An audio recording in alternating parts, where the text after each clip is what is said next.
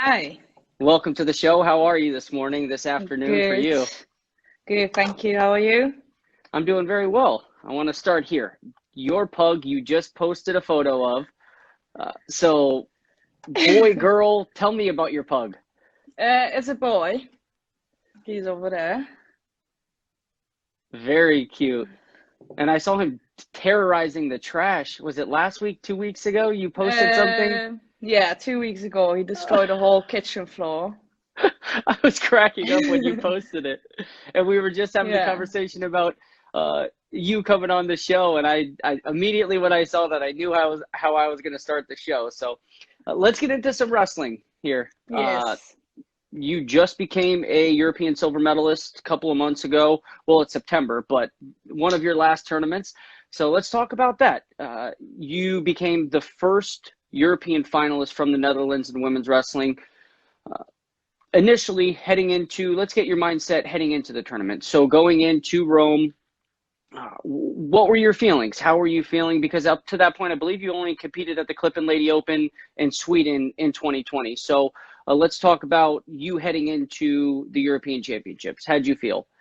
Yeah, we had a training camp in Japan before, and yeah, I felt great. Like the losing weight was not so hard this time.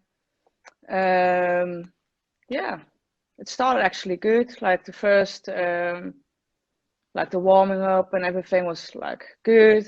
Didn't feel tired, especially now with the losing weight and then weigh in on the same day. Like everything is a little bit harder than 2 years ago. But yeah, I felt fine. Felt And good. we'll eventually get that because you moved from 48 to the 50 kilos and then 50 kilos up to 53, but we'll talk about that in a little bit. So your first three matches, excuse me, you pick up pin, 10-0, and then in the semifinals against Annika Wendell of Germany. Heading into that match, did you know the history that you had an opportunity to make? No, on that moment I didn't even think about it. I was just more like I knew like the German girl, so I wrestled her the year before as well. So I knew that's gonna not gonna be like an easy match. So I was a little bit more nervous than like the other matches, especially because like yeah, if you win, you're gonna be in the final. So a little bit more pressure than like the other matches. Now, the thing about that is you look at your first three matches, I just talked about it, a lot of offense coming, and you had to switch to more of a defensive style in the semifinals. But are you okay with that? Are you okay switching up your style just to adjust? And how do you approach that? Is it a conversation with your coaches going in, knowing that you may have to switch your game plan? Yeah, like because like obviously I know how she wrestle, so we said like don't risk anything because yeah, like I knew if I'm gonna attack and lose points, uh, it's gonna be hard to like come back. So I thought like I'm just gonna be a little bit more like defense and try to make like small points, and like yeah, it worked. Very strategic. And then after that match, you move on to the finals and take on Vanessa Kalodinskaya of Belarus, two-time world champion. Big match for you. And the thing that you have to wrestle the match, but you also have to wrestle her level of experience. She's been in Mm-hmm. multiple world finals. And to me, one of the most memorable matches since I started covering the sport is her win in Paris, down 6-8-0 against Mukaida, and ends up winning. So for you, knowing that you have such a high-level wrestler there again, was the strategy similar to the semifinals? Stay cautious and try and strike late? Yeah, I wrestled her the year before in Minsk on the European Games, and that was already like a tough match. So I knew like she's a little bit more like more strength. So I knew like she's gonna be like not giving it easy. And then I knew like my attacks are not like the best ones. I'm more like the defending person. So I knew I need to do a little bit more work to make points. Like yeah, it was not like a really like big difference points wise. But like yeah, I felt a little bit like need a little bit build more strength in this match. And the strength is coming from you when you say you need strength, moving up weight Hmm. classes. Yeah. Yeah, That I was like maybe 55, so a little bit small. Now I'm a little bit bigger. But last year I built up strength a little bit, but it's not like 4 or 5 kilos. It's going easy. and you're going to have to continue to put on weight, I'm sure, in order to get to where you want to be. 53 kilos, they're cutting down from who knows, 60. So what has been the biggest adjustment for you? Because you mentioned it, 2000, it was after the Paris World Championships, which at that point the weight class was 48 kilos. Then it bumped up to 50 kilos, and then now you had to bump up to 53. So why bump up? Was it just too much to cut? Yeah, like my coach has said, like you're a little bit too weak for 53 because my normal weight was 55. But then when they changed to 50, I thought like, yeah, that's good. But then they changed that you need to wait on the same day. And then it was still 5 kilos to lose. And then two hours later, you need to wrestle. So then I said like 2 years ago, like I want to go 53 and just give it a try. So my coach was saying like, no, just stay in the 50, like you're small. And I said like, no, I just want to try. Like, yeah, maybe Europeans is not like the best way to try, but I thought like, yeah, I just felt like I could do 53. And then last year I became third. So I proved to them like I can go 53. I'm here. So, yeah. So back-to-back medals at the European Championships. Just touched on it. Bronze last year. You improve to a silver this year. Such a big. It's one medal, but it's a big leap. You get over that hump and you make it to the finals. And we talked about you falling in the finals. But overall, were you happy with the silver medal? Yeah, like I remember that after the match, I thought like started crying like should I be happy or should I be sad now? Because obviously, yeah, you lose the gold medal, but I was so happy with my silver medal. So now in the end, I think like yeah, I'm really happy with the silver. And what improvements do you want to make moving forward? Because you have a tall task ahead of you now moving forward into the European Olympic Qualifier, World Olympic Qualifier. Those are the two tournaments left to qualify for the Olympic Games in Tokyo. So we'll start here. What do you want to improve on from the European Championships? Well, yeah, obviously I'm going to stay 53. That's like for sure. Yeah, I know it's going to be really hard because I think the World Championships last year was like the easier way to qualify. So now the next tournament is the European Qualifier next year. I think if everything's like going back to normal again, I'm gonna go to Japan again to do some training camp because now lately the last 2 years I've been like to every hat tournament going to Japan. And yeah, I think that's just the best like preparation for me to go on a big tournament. So I think that's going to be like next year because I don't think we're going to go this year like to Japan. So before the European qualifiers, I'm going to go there, and then yeah, I hope everything goes as planned to qualify. Where do you train in Japan? Nagoya. There's like, I think that's the best place in whole Japan to go on a training camp. Yeah, the people are just so friendly and helpful, and yeah, it's hard time difference because you have not like so much time to speak to your family and everything, but the training is just awesome. I grew up on the Tokyo Bay in a town called Yokosuka, just south of Tokyo. So very familiar with Japan and the history that they have in women's wrestling. But you touched on Nur-Sultan, and you said it was the easier way to qualify, and I understand what you meant by that, because the European qualifier is going to be extremely hard. But let's talk about the Nur-Sultan. Maria Prevoloraki, multiple-time world medalist. You have her first round, end up falling to her, knocked out of the tournament after she loses to Mukaida in the semifinals. What went wrong?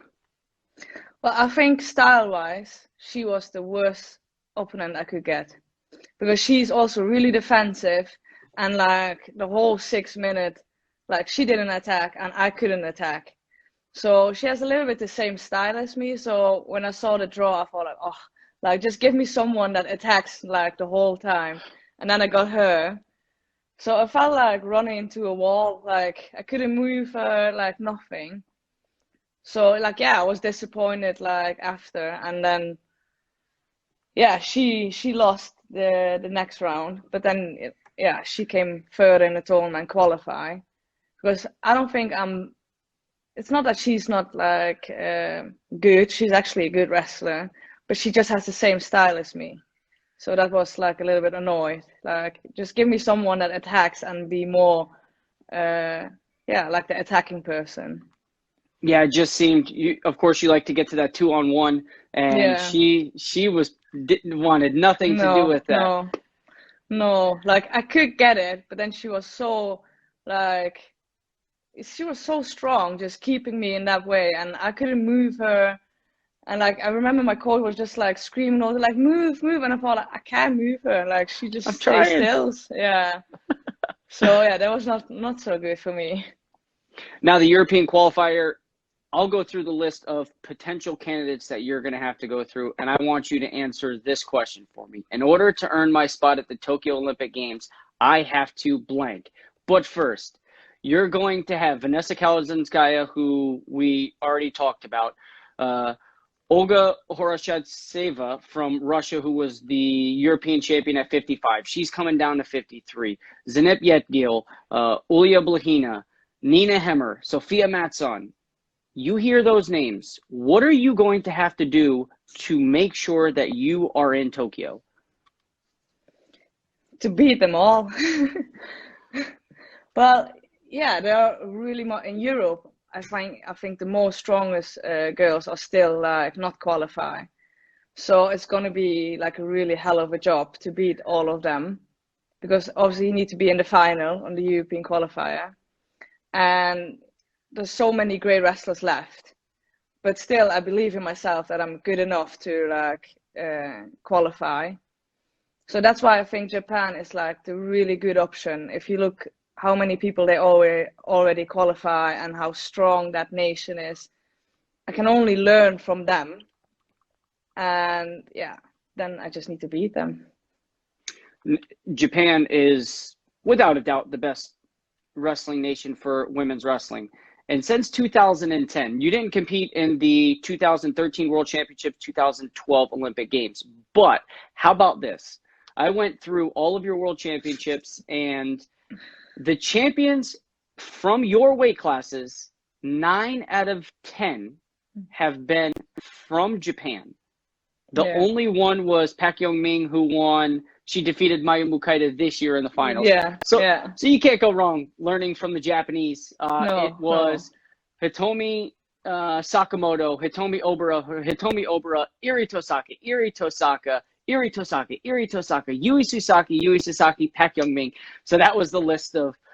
But yeah, you're trying to learn from the best. What is one thing that you say you've learned from the Japanese that you've took back to the Netherlands? Training style wise. Like here, like where I live, we do a lot of technique, and then on the end always matches. But they just do maybe like a half-hour technique, and then like 1 hour just matches. They put the clock on and then just go for 3 minutes, go in, go out, and because you have so many different partners. It's not boring. Like for 1 hour doing matches sounds boring, but like if you have a different partner every round, it's so much more fun. And like some people just attack the whole time, some people defending. So you have so many different styles in the training. And I think if you do a lot of wrestling like matches, you have a little bit like a competition style. And like I'm more like I need to grow into a tournament, so more matches for me in the training is like better. Have you had an opportunity to wrestle with any of the greats that you looked up to growing up in Japan? Yeah, I have this the girl that like became Olympic champion in '48. She was she comes from Nagoya. Now she moved back. I think she moved back to Tokyo, but like she was on every training. So I remember like the first maybe 2 training camp, I was like, oh, like I can wrestle with her, I can train with her. And then like we become friends because she was like one of the girls that spoke a little bit English.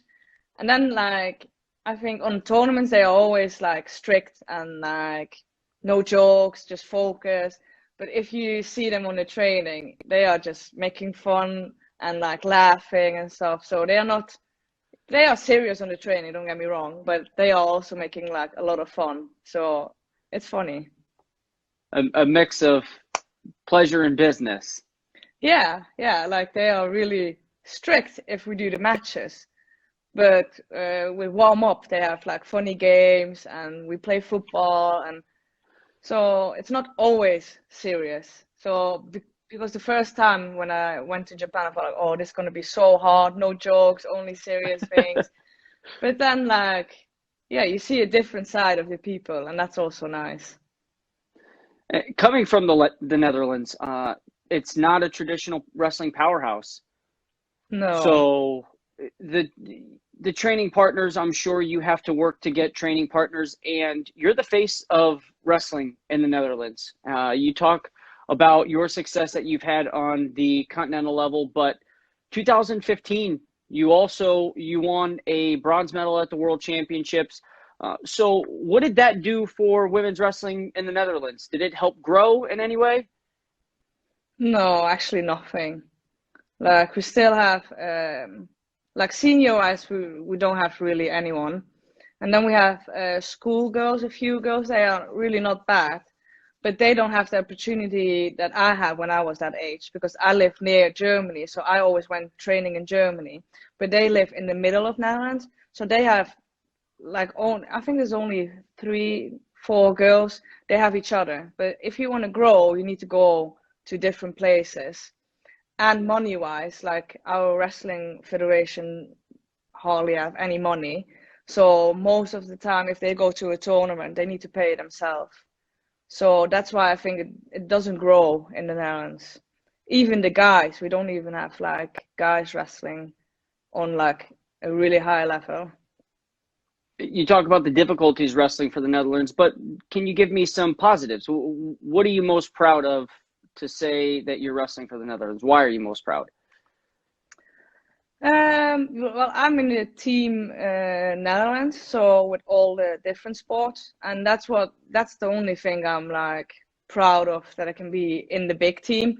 But like the wrestling team for Netherlands, yeah, it's nothing. It's not really, yeah, not popular. No one really likes it. If we have like my club is in the Oberliga in the German league, and yeah, there's little people that like come and watch, so they're not interesting. But if you look to judo, like we have so many great judo players, and I don't think wrestling and judo is like such a big difference, but still judo is really popular and wrestling is not. How did you get started in wrestling? If it's not popular, you mentioned living near Germany. Did it have something to do with that?